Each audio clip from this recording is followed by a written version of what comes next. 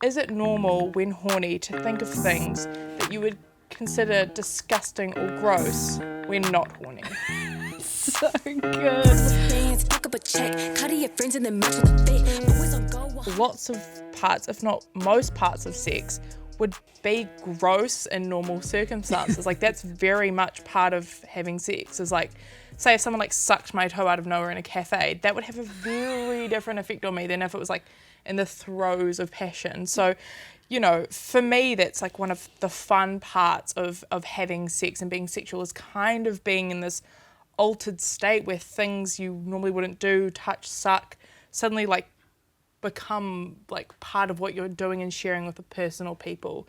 And like I have this monologue I do about how like sex is the most accessible form of play that adults have, you know. It's like we don't really set aside time to like just do things for pleasure or see how it feels, but we do that in sex. So it was interesting, like the wording of this question. You know, you use the words disgusting and gross, and like for me especially like disgusting, like it's quite like visceral and intense. Yeah. And I was having a look around and I found quite a few actually studies about how increased sexual arousal actually does decrease our disgust response.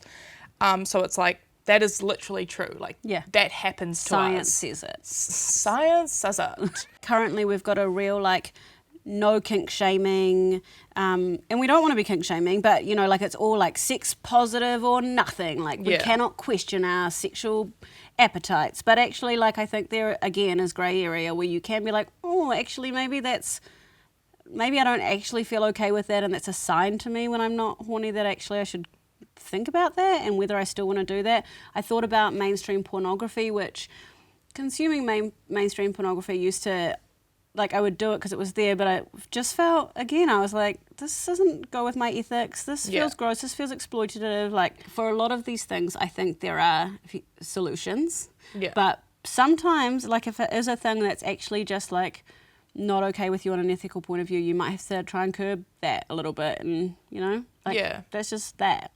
We can try our best to unpick that, and like I think that's like a valuable thing to do, especially if it is troubling you. But if it's something that you think about when you get aroused, it's likely gonna pop up again. And shaming yourself does not actually help change behaviours like that, mate. That's probably going to more deeply entrench a thing. I know. Like your weird sex brain is like, shame button, that one's extra naughty. Exactly. So go easy on yourself. Exactly. Try to have like a non-judgmental curiosity, because there may be strands you can pull out from that scenario, or whatever it is that's turning you on that you feel you don't want to pursue, but there might be forms of contact or settings or language that you could take from that can, you know, get you aroused just without feeling like you're morally compromised and doesn't, you know, result in you feeling guilty and wanting to close the curtains for 2 days after jacking off. Generally, we're saying think critically, check in with yourself, but also be kind to yourself. I just say, Lean in. get on in there.